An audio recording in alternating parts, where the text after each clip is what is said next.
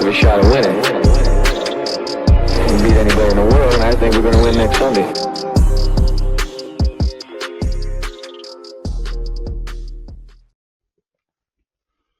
And welcome back to the Atlantic Flight Jets podcast. We have another draft special for you, and we've got the guys back in the room, Timmy and Ryan.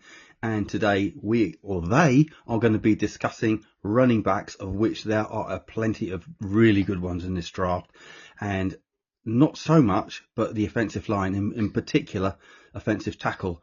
And this becomes really, really important now with the news yesterday that our very own Morgan Moses, who's come back to us twice and who's been an absolute warrior for us, has just wanted to seek a payday. So he's gone, and he's going to get paid, so fair play to him, no bad blood. God damn it. And he's gone to play for the Patriots, which is great because our edges will get to see him twice this year, which I'm sure he'll enjoy. But anyway, let's move things on. Talking of O-line, Timmy, what have you got for us, brother? O-line. Yes. Who are we looking at? So the Moses one is an interesting one because I think had we brought him in, it would be a little bit more up in the air about who we go for in the first two rounds. I've been advocating, even if we had brought him in, I thought we'd have probably brought him in a 1 year deal, maybe 8 to 10 million. So something we could move on from. I'm surprised that the Pats have gone that direction. They're paying him a lot of money. He's 34 years old. He is injury prone. So look, I don't think it's something that they should have done, but it kind of makes us have to look even closer at the O-lines, especially offensive tackle, as we head into the draft. Even if we had kept on Moses, I've been a strong advocate all along for our number 7 pick to be Armand Membu. I think he, unfortunately for us, might have done too well in the combine. He's now starting to be drafted ahead of us with the Patriots at 4. Kind of hoping that Moses might be after doing us a favour in that maybe they're not going to look that direction now. I also think that there's a world where the Raiders take him at 6, but he ran a fantastic combine, or 40-yard dash, 4.91, unbelievable for a guy that's 6'4", 332 pounds. If you throw on the tape, he is just really solid. You know, there's no bad tape out there. If you're trying to find anything, you're not going to find it. He really reminds me of Darnell Wright, who came out a few years ago and has been very successful coming into the league, who was kind of a darling for me a few years ago as well. I'd love to have taken him, but we were picking a little bit too late that year. So that's who he reminds me of. He's kind of the same size profile. If you watch him on tape, he kind of has the same movement level as well. Good in the run game. Perfect right tackle for us. Plays right tackle, can slot straight in for us. So he's the real, I suppose, stock up guy from the combine, because now people are talking about him going into 4 to 10 range. He probably doesn't get past the Bears, and his market probably starts at pick 4 with the Patriots. Wow, that's pretty decent. Yeah, that was pretty concise. I mean, Membu has been on your radar, Timmy, for quite a long time. I think even back when he was being projected around the 1920 pick mark. So kudos to you. I mean, this is way more your forte than mine, but Membu does look absolutely fantastic. He looks athletic. He looks strong. I have no concerns at all if we pick him at 7. And actually, to be quite frank, I would be happier seeing us trade up to, let's say, 5 to get Membu than I would see us trading up to 5 for someone like Shudder Sanders. So, yeah, I think Membu's the main guy that I would like to see us take at 7. But there is an outside shot that we could grab Will Campbell, I think. Mm-hmm. I think if Membu jumps up as the number 1 OT in this class, then there's a really strong possibility that Will Campbell falls to us at 7. And again, I mean, he's a huge bloke. I mean, 6'6", and 319 pounds. And again, a sub 5 second 40. So he's no slouch on the 40-yard dash. He's just not quite that, it's weird to say electric pace when you're talking about an offensive tackle, but less than 5 second 40-yard dash is incredible. So he did a great job in all of the drills. He did a great job with his dash. The only thing that kind of stands against him, he was kind of, I suppose, being compared to AVT, who we know very well, and who people were kind of projecting to come in as a guard. during the draft. We all hoped he'd be an offensive tackle. Very similar, but he actually has even shorter arms. He's the bottom 14 percentile for arms, which is starting to see his stock drop a little bit after the combine. People are starting to project him inside more. Now, because he's such a good player, I think that there's teams who are going to really look at it and look at maybe having the versatility to push him out in a pinch. But it's starting to look like, just on the measurables, he's really small hands as well, 9.5-inch hands. So he's starting to project inside more, I think, which is a shame because, he looks the part on film, but they really, really care about the measurables when it comes to this, because if you look at the guys who are successful in the league, guys who have arms that length, they just don't succeed, especially at left tackle where he's projecting. I think we could maybe try him at right tackle, but yeah. There's an archetype, isn't there? Yeah. Sorry, can I just go back to Armand Membu? Go ahead, Gus. Sorry, Ryan, I'll just cut you off. So go back to Armand Membu. I think it's fair to say no one had him on anyone's radar up until the point of the combine, and he blew it away at the combine. Had he not blown it away at the combine, are we still having that discussion about Membu? Yeah, I think I've been advocating for him at 7 for a while. I never thought he'd get past maybe pick 11, just because the tape is so good. I suppose the Niners, the Bears, ourselves, even though the Bears have built an O-line since the last time we talked, they've done a pretty good job in free agency. I think that he's always been thereabouts, and when he stepped up to do his 40, the first thing that Daniel Jeremiah said was, this could be the first guy off the board at offensive tackle. So I think that there's murmurs about it, but it wasn't a fashionable thing to say, we'll say, but I think that was always maybe there. Right. Sorry, Ryan, you were saying. No, that's absolutely fine. And I will back up Timmy there. That I feel like he's been speaking about Armin Membu for a year and a day, because he's been on his radar for a long time. Another guy I'd like to sort of talk about as a possible for first round. I think that the reality is that we're expecting that there's going to be a tackle taken in round 1 or round 2, and the only other guy I could probably see us going for in round 1, if we're staying in the top 10, would be Kelvin Banks. But if I'm honest, I'd be surprised if Will Campbell and Armin Member are both gone and we're not in for either of those. And Kelvin Banks is our kind of option there. I think they'd be probably happier seeing what falls to them in round 2, because I think that's a bit of a reach on Kelvin Banks, especially as I think he is more of a left tackle than a right tackle. How do you feel about Kelvin Banks? His stock is definitely up as well after the combine. I think there was conversation as well about him potentially being a guard, but his measurables were fine, 33.5-inch arms, which is just about the cut-off point.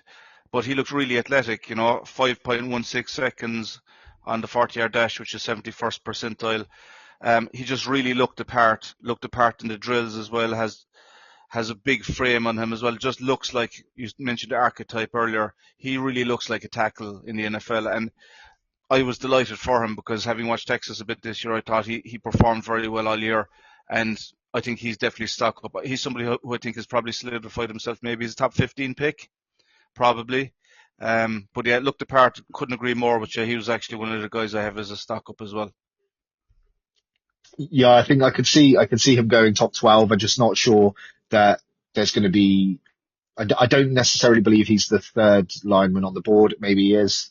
I don't believe he's second lineman on the board, but we'll see. I mean, we'll see how it pans out. There's a lot of time between now and then. And I think if we're starting to then look towards round 2, I mean, we've both been quite high on Erionte Ursary for some time now. So, and he again had a good combine, again 6'6" and over 330 pounds, and I mean a smidge over 5 seconds on his 40. Literally 5.01 for his 40. So he's up there with the athletic profile of Membu and Campbell. And I think that what I do quite like, which probably amounts to very little, but I like the fact that Ursary's coming from the Gophers, where our new running backs coach has come from. So I think with that little connection there, that ability to be coached and coachable, and a familiar face within the team, I think that's something that at least is worth looking at. But again, there are issues on the measurables, like you said about the arm length. He's probably similar to Kelvin Banks on the edge of that, and his his shuttle wasn't amazing, but I think for his size, it was decent. A 4.82 shuttle, I don't think is bad, especially at 330 pounds. But obviously, there are more athletic and more mobile guys than him there. So Yeah, do you know what I find really weird about this whole cycle is he seems to be dropping into the third round when you see all of the draft analysts out there. He was a little bit rigid, I think, in his movement. He is a little bit rigid is probably the right word to use. He's a little bit slower on the movement than you'd like, but I think it's all there. I think the size is right. As you said, he ran 5 seconds, which I think shows athleticism. He probably isn't fluid in his movement, we'll put it that way. I'd happily take him in the second if we needed to.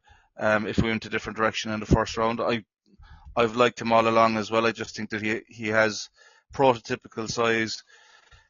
Yeah, I couldn't agree more with you, to be honest with you, regarding him.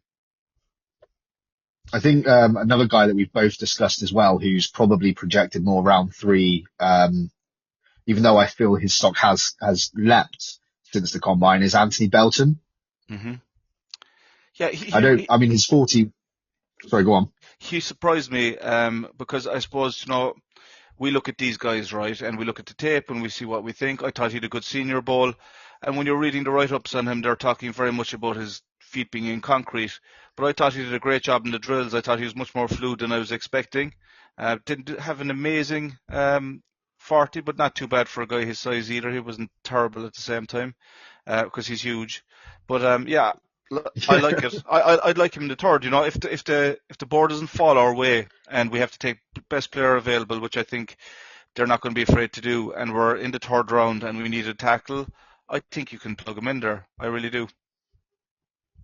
Yeah, I think there's quite a lot of linemen and particularly tackles that I could see being there in the third round. If, as you say, the board fell wrong for us and we ended up in a position where actually we'd be reaching for a guy in round 1 or round 2 and we can't get a trade partner, then there are the likes of Anthony Belton, Holland Pierce, Charles Grant, Ozzy Trapilo, Mm-hmm. Emery Jones. These are all guys that I would be willing to take a chance on a season with.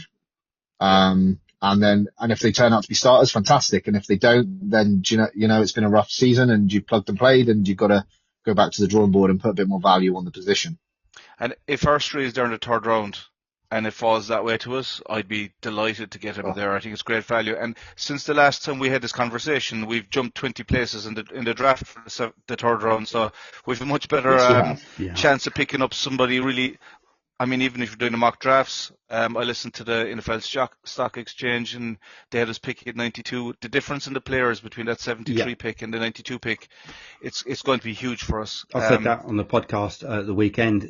There were players. I was so pissed when we had our second round pick and then we had our third round pick, and it was just like, yeah, there's so much talent there. And if it's like, if only we were picking in the first half of that third round, we could pick up 3 blue chip players in our first 3 picks, and then the slide from that middle of the third round to what's left is, you're talking players that possibly won't even make the 53. So yeah, that was so huge and such a surprise. But anyway. You're in a different percentage group if you think about it. Like we're picking top 75, whereas we're edging towards the top 100. It's a big difference. There's a bit of a drop off there, so I think it's brilliant for us. A couple of players who I was a bit disappointed with, we'll say combine wise. So Simmons didn't participate at all. Josh Simmons, is that because of his injury? Yes, yeah, exactly. So something, and we're talking about having maybe some guests on at some stage who are the real tape guys, and I'm really eager to ask the question about when they do their evaluation, because the evaluation, my understanding of it is they do a points score, right? But I keep seeing people say that he could be the OT1 if it wasn't for the injury. So I'd be eager to understand how they measure that, because when I look at him on tape, he looks phenomenal. He looks like a guy who can be a Pro Bowler, and he's primarily at left, but he's played right tackle before. And he's someone, if we took him at 7, I know he's going to have a great career looking at him on tape, assuming that things go right. So I was really hoping that we'd see him in the combine, and he's probably stocked down even further because he didn't perform.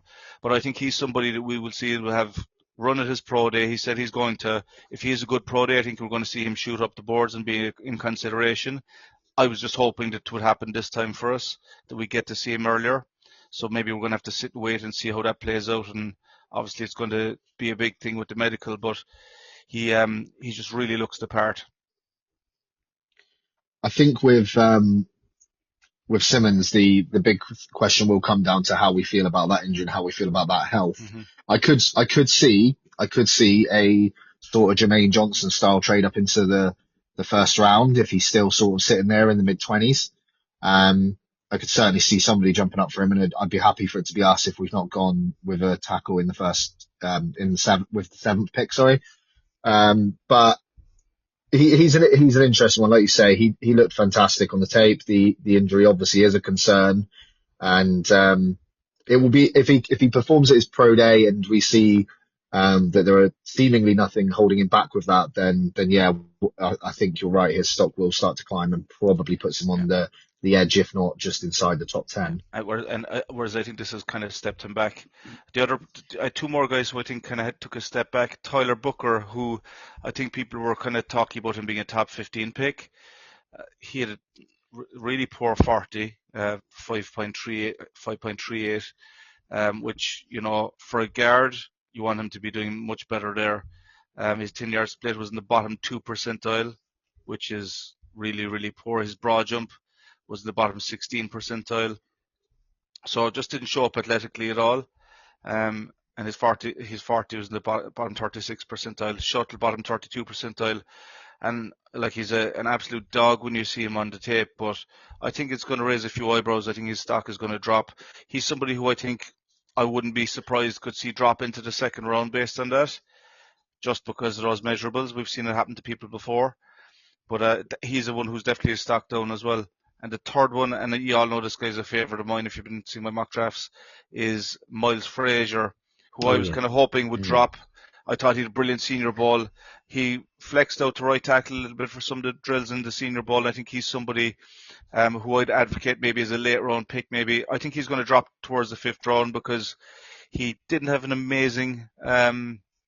He 5.24 40-yard dash and only a 9-foot broad jump, so not massively athletic. I think that could suit us because I think his tape is good. So he's another guy who I thought was stock down, but might suit us in the long run type of thing. I think as well, you just hit on something there. We've just got Justin Fields in, and by all accounts, we're going to be a running offense. So I think that's something that we should be looking at is offensive line that can pull and that can get out and block in space, go to the second level as well. So someone like that, I think, that probably fits that MO that we're looking for. Absolutely. Yeah, I've only got one more guy to mention, and I won't exhaust it because I've mentioned him on previous podcasts before. But this would be more of a pick, thinking about swing tackle, think about that depth, and it's Trey Weedig again. I don't think he had the most amazing combine. He looked good in spells. He didn't look the fastest, a 5.340, but he is 6'7", and 311 pounds. So he's a big guy. He's at 6'7". He's always going to struggle to be fast. And obviously the law in the NFL is lowest man wins. So he's potentially going to have trouble with that, but he isn't more of a natural right tackle. And he does have, slightly shorter arms. So I'd probably be quite happy to try and bring him in round 5, round 6 and see if he can be coachable to sort of operate anywhere along that line, but certainly as a depth piece, rather than if we take someone round 1 or 2 and then, God forbid, we're relying on Max Mitchell or Carter Warren in a situation and we haven't got anybody else, because year after year we've had this issue where next man up has taken on a whole new sort of meaning when you're relying on the 5th right tackle of your roster and your bargain basement of everybody else's practice squads. So I'd like to see us actually look at a guy like this and assess him and just go, look, can you operate across the line? We're not looking for you as a starter, but you need to do a job. And I think Trey Weeder could do that. Yeah, him and White Milo may begin for later on as well. So the good thing about this draft is there's a few guys who are kind of in that fine line between whether they'll be a tackle or whether they'll be an inside guard. And you know what, maybe that'll suit us. Maybe we bring them in and get them to be kind of a swing inside outside for us and give us a bit of flexibility for next man up, like you're saying. I'm a big advocate for taking a guy early, taking a guy late for the O-line. That's what the Eagles, that's what the Ravens do. The two teams that, for me, always have a next guy up no matter who goes down. And I think that's the way I'd be building the O-line. Yeah, I'd be happy with that as well, personally. So are we done with So, offensive line now, guys, or are we moving on? yeah, I think we've covered a lot of guys there. How do you feel with that, Timmy? Yeah, very good. Yeah, absolutely brilliant. So just to recap on that, how many offensive tackles do you think we're going to draft? Just the one, or do you think we might take more than one?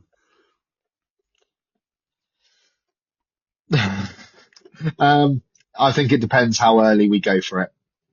If we end up in a position where we have to take a lineman in round 3, then I think we probably take another punt late on. I think if we get our guy in round 1, then we probably wait and see what happens with the undrafted free agents, because I think the needs are quite vast still for now. Yeah, I think you're right. I was thinking that you're probably going to say one, and in which case I would have said, yeah, I think you're right. I think if we take an OT early, which I think we might have to, because as you guys have said, the class isn't the best. I think you're probably outside of round 1, possibly it's the beginning of round 2. You're looking at starters there, possibly. But outside of that, you're looking at depth pieces, and this draft, as we know, is loaded in other positions that we have holes in. So it would be odd if we took another offensive tackle or lineman, comes to that matter, early on. I'd probably take a second punt, 5th round onwards, just to kind of have a next man up kind of situation, depending who falls. But to your point, there seems to be safeties landing there in the mock draft, so there's probably going to be guys who we could rely on there. So, as Ryan kind of said the last time we were talking, it's a real best player available situation for us once we start to get past. I think having OT in the first 2 rounds is the only kind of thing that we absolutely need to do. But past that, the best player available is the way to go. I just don't want to be going into next season with Max Mitchell and Warren Carter being our next man up. I really don't want to see that, because at the back end of last season, and I know that a lot of the team had given up, and I think that's a fair thing to say. But my God, it was not good to watch at all. So I think as it's things stand, I don't think it's that higher bar for new talent to come in and come into training camp and beat some of these guys out. So let's hope that's what happens. It'll be interesting to see what undrafted free agents get picked up. I have faith in this coaching staff already, especially the scouting staff. The scouting staff, I think it's pretty much Phil Savage's gig, and he went to the Senior Bowl and he went to the East-West Shrine game. He's been with the team for a while now, and as I say, pretty much the same scouting staff has been kept in place, and the last few drafts have been pretty good. We're getting better at it. I mean, outside of the 2022 draft, which was just stellar, we have been slowly getting better at it. Obviously, Joe Douglas is gone now. Woody needs to stop making picks, but I have confidence that this draft we will get some blue chip players, and I think we're going to do really, really well. So where are we going with the next position group, guys? I think we're due to jump into running backs, aren't we? Ooh, lovely. There's only one running back I want. But anyway, enough of that.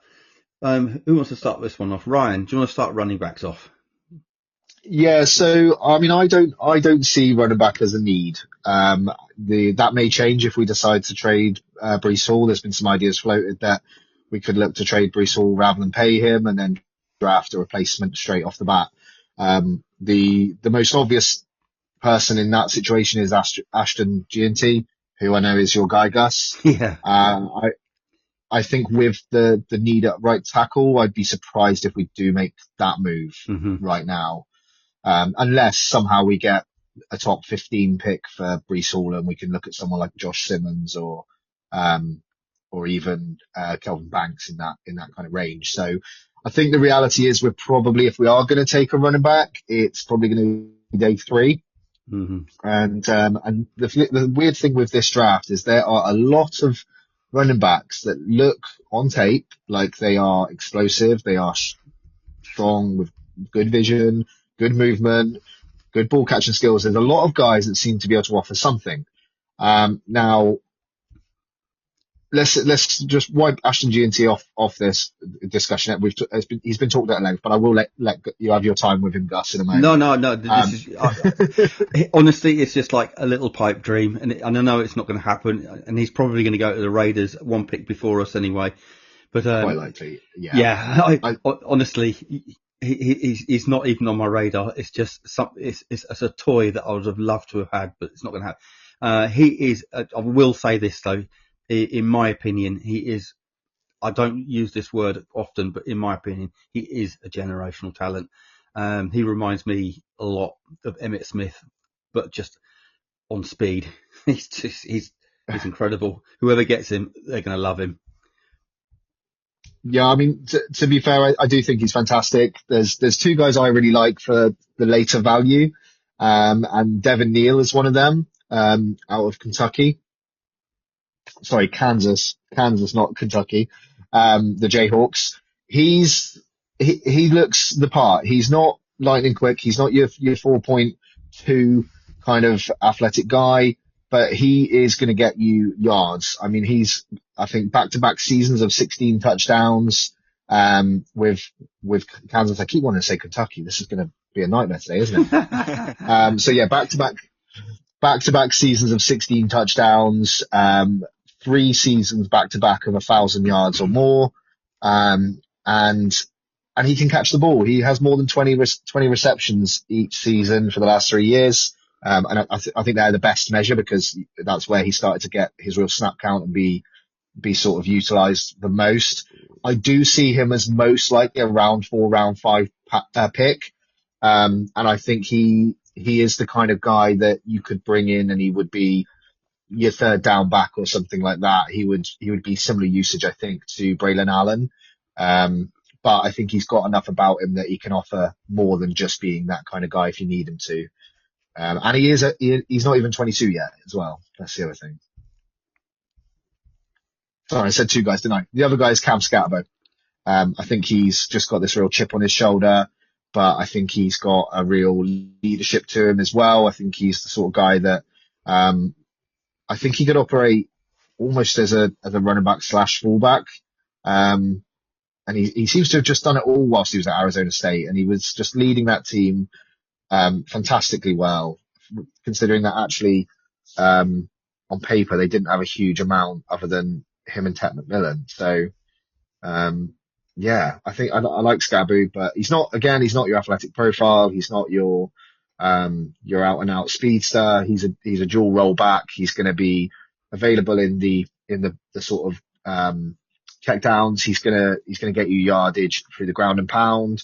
But I also think he's gonna absolutely love to stick his face in somebody else's face to make a block.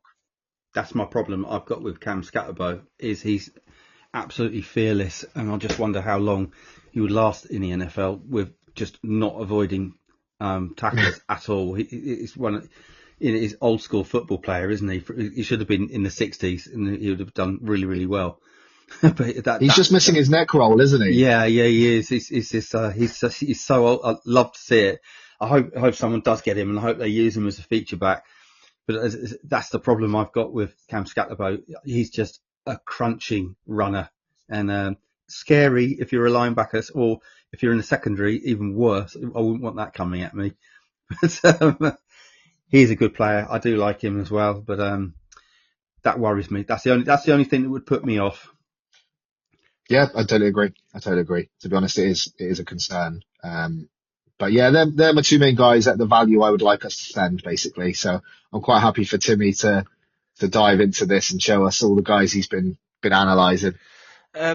So it's impossible for me at the moment to kind of figure out what we're going to do here, because I think that we had a great conversation or chat the other day about if you're offered a second round pick for Brees, knowing that he needs to get paid soon and potentially it's going to be an issue, we have to pay loads of guys. And I think that's something that they'll consider. But as well as that, we know the Lions went away and they picked Jahmyr Gibbs and nobody saw it coming as well. So I'm just a little bit tentative that they might kind of catch us from left field. So I'm having a look at everybody just in case. I thought at the Combine, I thought the two Ohio State boys did a great job. I thought they're very similar. But Judkins is somebody who I probably didn't have enough on my radar beforehand, and I kind of been looking at him a bit since, and he just looks the part, I think, had a really good 40, top 24% percentile, explosive vert as well, 90% percentile, so broad jump 99% as well. So really, really, really good measurables from him. Can catch the ball. I think that when you see him compared online, he's been compared to Brian Robinson Jr. So there's an awful lot to like from him. So him or Henderson, I think if we did trade Brees, I think they're exactly the type of people that we might be looking at, type of player. Bashal Tootin, I think, really stood out. I think he'd probably go maybe in the third round. I think Scatterbo probably might go in the third round as well, because I think that there's a lot of people who seem to be talking about him. So yeah, I was a bit disappointed with by Ollie Gordon. We had a good Senior Bowl, big, tall, Derrick Henry type, only ran a 4.6. So a bit disappointed with him. He's probably one of the only stock down guys in a group where there was just electric pace. I mean, Tootin's 40 is 4.32. It's in the top 2% of people that's ever ran the 40 for running back. So really impressive there. If you look at the top 10, you could try and need him in as a starter, So I think it's a really interesting group. So like guys, RJ Harvey's another one, lower size but real pace as well, 4.440, who I thought really kind of stood out of the combine as well. Did a very good job on the on-field drills. Good 10-yard split as well, 1.57 and a 10.7 broad jump. So pick your poison. I don't think we'll be picking any of them. I'm kind of in the same mindset as yourself, but I'm just afraid we're going to get caught out and we're going to be at the end of day 2 having a podcast talking about how did Judkins or Henderson end up with us and how exciting is it going to be to have them beside Brees. For me, I really hope Braylon Allen is going to be our big bruiser back, and I really hope it works out for him because I was really excited about him last year, and I just think that our O-line coaching last year was so horrendous that I still have faith that he can be a guy. But you know what they said when they had their first interview? They said everybody's up for appraisal. So it's going to be interesting to see. But I know it's in free agency. We're not being linked with any running backs either. So maybe the room is set already. But just a bit tentative that they might do something a little bit out of left field. Yeah. You mentioned Braylon Allen. I've got to bring this up because I'm looking at the running back class, and the one thing that really sticks out to me is how small this class is. You've just alluded to it there. I think it was Ollie Gordon you mentioned. He's 6'1". He's one of the few running backs in this class. Caleb Johnson's another one, 6'1". Mario Hampton, he's 6 foot, and everyone else is sub 6 foot. And when you look back at last year's draft, when we took Braylon Allen, he's 6'1", 235 pounds. 230. I think it was more like 245 last year, but he's listed as 235. And then you've got Isaiah Davis in the 5th round. He's 6 foot, and he was 218 pounds. But remember, we took these guys, Braylon Allen, round 4, Isaiah Davis, round 5. So and this class this year isn't as talented, apparently, as last year's. So if you can get a Braylon Allen in round 4 and an Isaiah Davis in round 5, God knows what we could pick up in round 4, round 5 this year. But if that's what the bar is, if we end up drafting a running back in the later rounds, which I think we probably will, but I think we'll be in our running back room is going to look pretty good. When you look how Braylon Allen measures up, I suppose just look at his combine profile there from last year. His 40 was 4.4 seconds, which is top Phenomenal. 8 percentile. Phenomenal. His bench like he's an absolute beast. Was the top 7 percentile of RBs that have ever done the bench. So he's an absolute unit. Never used on short downs last year, which is a bugbearer of all of us, I think. Yeah, we'll just go empty backfield. You only need 1 yard. Let's go empty backfield, 5 receivers, and do it 4 times and get none. Yeah, let's not go there. So I'm hopeful that he has a breakout year. And I think that if we utilise him the way that the Lions ran their backfield, if we bring in Wembo at 7, as we mentioned earlier, I think that himself and Brees can eat. It's just, I think it's more a conversation around whether or not Brees is going to be on the roster come draft night. Do you trade him? I'd find it hard to say no. Everybody has a price. Yeah. So we've found this out actually. I think Muji and Glenn have pretty much set their stall out from the get-go. If you want to be on this team, be on this team. If you want to buy in, buy in. If you don't, just let us know. And I think that's probably the conversation that was had with MVP Hall of Fame candidate Mr. Rogers, and I think that's probably why he was on his bike. I don't think it had anything to do with his playing style. I think it was a little bit of everything, but I think that was one of the reasons why Rogers was shown the door anyway, or asked just to leave the door anyway. But who else are we looking at in running backs? I think we've probably gone through everybody, have we? Yeah, I mean, I think there's guys you might want to take a flyer on in the 7th. As you mentioned, Ollie Gordon, he didn't have the best combine, but if he sat there in the 7th, you'd probably have a go at it. Before we pick it in the 7th, 209. So I'd probably consider him. Damian Martinez, if he falls that far, I'd probably have a stab.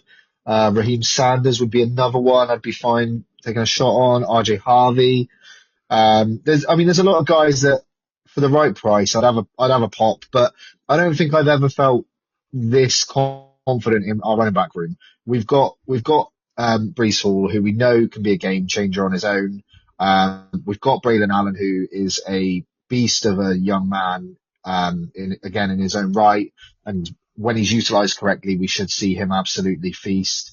And Isaiah Davis, we've seen in a very short amount of time, in a very small sample size, that he can be quite a versatile guy in the backfield. And I think the variety of those three running backs is incredible right now. And the only reason I see us dipping our toe this year is if we decide not to pay Brees Hall and trade him. So the only other option would be is if it's last pick and somebody's there that you go, do you know what, they could really elevate, and you take a shot. But I'm not convinced I see it. We actually have a 4th running back on the team. He got injured at the back end of last year. Dynamic punt returner, and Kenny Nwangwu. Remember him? 34. Yeah.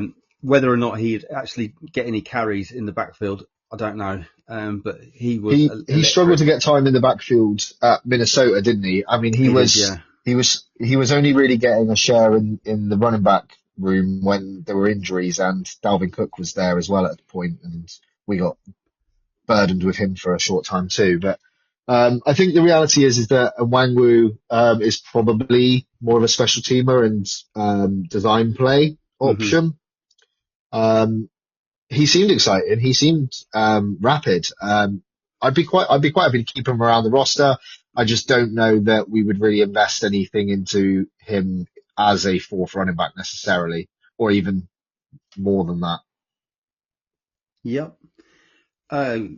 Guys, we were going to do tight ends, but prior to this podcast, we decided that we were going to do a whole special on tight ends because it is such a deep class and there are so many good tight ends. Are we going to still do that, or would you like to do tight ends? Yeah, let's do it. Not tonight, but we can do it for the next pod. Okie dokie. Yeah, I think there's a lot of guys we both like. So yeah, I'm quite happy to kick the can down the road, as they say. Yeah, because I mean, I think this is going to be quite an ultra important position for us as well. As they say, getting a good blocking tight end is another lineman, and I think we're going to need that. We need to give Justin Fields every chance to stay upright. We need to not rush Justin Fields. He needs to be protected. Let's just do it right for once. Let's get a quarterback in. And, he's come here. He's got a new team, and everyone's saying the same thing. Maybe he could turn out like Sam Darnold. With Justin Fields, he has trended the last year with the Steelers. He's looked quite good. He needs obviously to develop his passing game more, but there's no denying the talent that he's got, and especially the athleticism he's got in the run game as well. But it's going to be exciting times, and like I've just said, I think tight end's going to be exceptionally important. And have I got this right? I think we might even take two tight ends in this draft. I Yeah, think I so agree. too. Yeah, especially because we're so light at the wide receiver group is not looking great, is it? No. So knowing that we want to ground and pound, there's a couple of guys who are good blockers in there. We've got dual threat guys as well who are going to be there in the third round, and we're picking at 73 now, especially now that we have that earlier pick. So I think there's going to be really good options for us. I think it's a class where you can take two of them and be really happy with it. So I think that's something that we really have to look at, especially with we need to take somebody hopefully today in the free agency class. I think it's starting to get light on young talent, at least anyway. I have a sneaky suspicion. I- Sorry, go on, Brian. No, you go ahead, Gus. I've just got a sneaky suspicion that the tight end, it's a dilemma. The tight end draft class is so deep, but the tight end free agency class is rancid, and it just wouldn't surprise me at all if Conklin ended up coming back. I wouldn't be against that. I think Conklin had a pretty rough time with getting targets from all the quarterbacks that he's lined up with. He's never really looked bad. I know his blocking isn't the best, but when he's been called upon to make catches, he's pretty much been on point.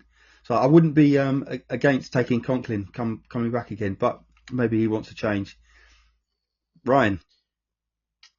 Yeah, I mean, I'll quickly touch on the Conklin thing. I think that's going to come down to price for us, isn't it? If we can get something done for 1 year, 8 mil, or 2 years, 15, something like that, I think that we probably should, just for that veteran presence. Because Rucker, I don't believe, can lead that tight end room. But yeah, it's really tough to think how we're going to line up. We're all assuming it's going to be a ground and pound. I'd really like to see some just front up aggressive lineups, two running backs, stick two tight ends out there and just absolutely run it down people's throats a few times and make them beat their man and just see how we get on. I'm really excited to see what brand of football we get put in place. Because as you say, we've never had such an athletic quarterback, under center, and the fact that he can extend plays, not just extend plays, but extend them almost full length for the field to the point of scoring at times. It's crazy. And I know Fields' passing game is a concern. At the Steelers, 6 games, 4-2 record, but only 5 touchdowns, 1 interception. So that's such a mixed bag of statistics right there. But I'll take the 1 interception, only 1 out of 6 games. I'm happy with that. We've seen a lot worse, and I'll take the 5 touchdowns in 6 games because, again, we saw a lot worse under Zach Wilson. How long did we go without seeing a passing touchdown? Something like 8 games or something silly, wasn't it? Or 8 quarters. It might have even been 12 quarters. It's just embarrassing. Some of the stuff we've had. So for the people that are saying the naysayers for Justin Fields right now, let's just have a bit of optimism. Yeah. Well, while we've been on air, Tom Palacero has reported that the Jets have agreed to terms with an edge rusher, Rashad Weaver, on a 1-year contract per source. 4th round pick by the Titans in 2021. Weaver has appearance in 36 career games and has a massive 5.5 sacks in 2022. He comes from, is out of Marion, Indiana. He's 259 pounds, 6'4". He's with us for a year. I think it's just, it's a 1-year rental, isn't it? And you've got some other news as well, Ryan. Did you have something for us? Some breaking news? Yeah. So, Sorry, I put you on the spot. well, it looks like, the Rams have officially decided No, it's all right. It looks like the Rams have officially decided to release Cooper Cup. So it looks like another.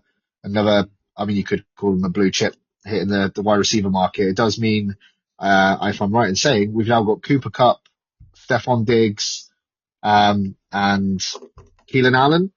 Keelan Allen still all on the board as wide receivers. Yeah. More of a veteran presence. Tyler Lockett's still there. All veterans and maybe don't fit the mold of what we've been bringing in that sort of 24 to 28 range, but interesting all the same. Amari Cooper too, who I think Amari mentality Cooper. wise might be a culture fit, depending on what the money looks like. There was there's another breaking tweet about an hour ago.